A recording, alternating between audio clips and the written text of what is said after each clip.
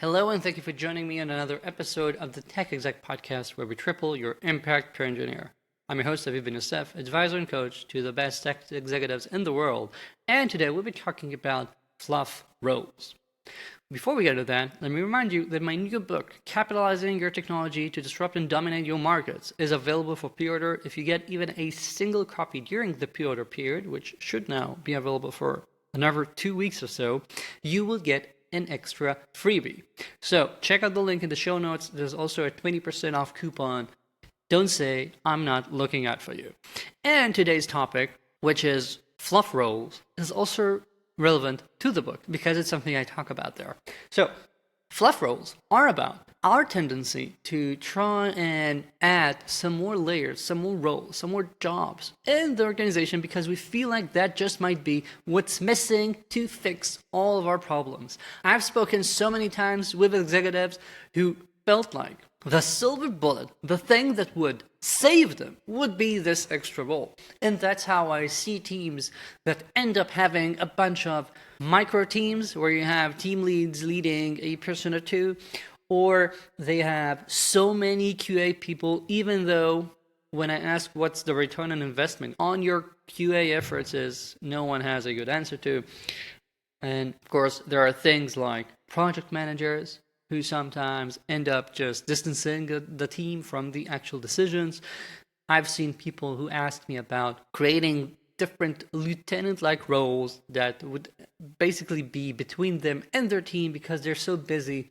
And, let me first say that every case is different. You might have a situation where this genuinely makes sense. You might have a candidate who's perfect for such a role. And therefore, I don't want to automatically say there's never a reason to do that. However, I do want to stress the point that I've seen too many people, especially if you've only been leading in the past 5 or so years where the market has been crazy, where we have become accustomed to solving things by increasing the headcount, by having another role, by hiring another person, because that is so easy. We just reach our hands to that button and press it. However, more often than not, in my experience, that is not the best solution, because having someone be injected into the organization oftentimes just increases overhead, make things more complex. You have to find more roles for more people. You have to give people meaning in their roles, and therefore you have to find more borders. This is what I do, this is what you do, etc., etc. And that's just harder, really, because what you want to do is create amazing software, not waste your time managing interactions.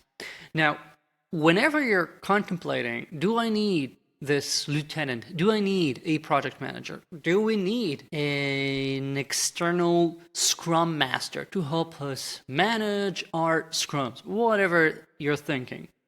What I start with is asking whether this is something that ideally would not be externalized or would not require another team. Like, look around you.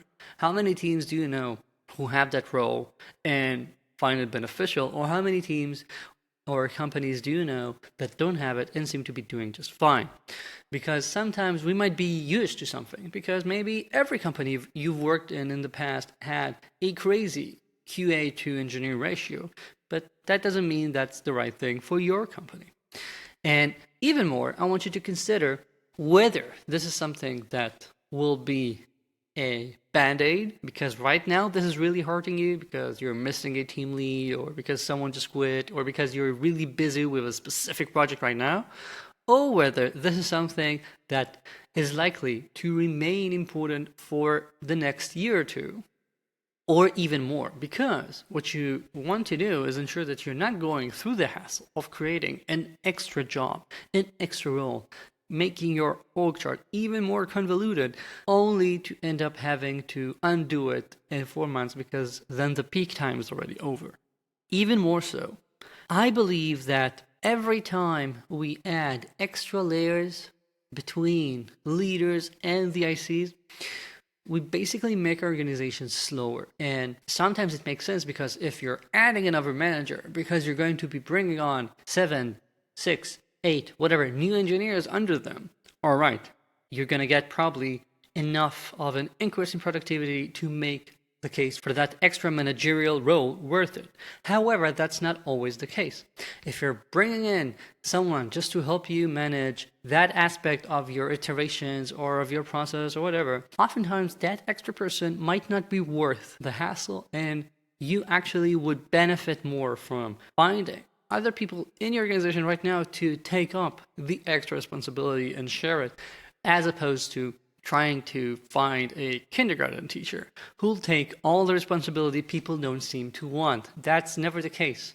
When we care about impact, when we are connected to why we're doing things, and when we have cut the fluff so that we don't feel like a lot of what we do is just red tape, then people, good people, don't care about or are okay with the extra overhead of having to be in charge of my team's sprints, or having to prepare a document for the sprint planning, or whatever it is. So the solution should not always be to get that extra role, because you'll end up with fluff roles and a team that's harder to manage, bigger headcount, bigger budgets that you might have spent on something with a better ROI.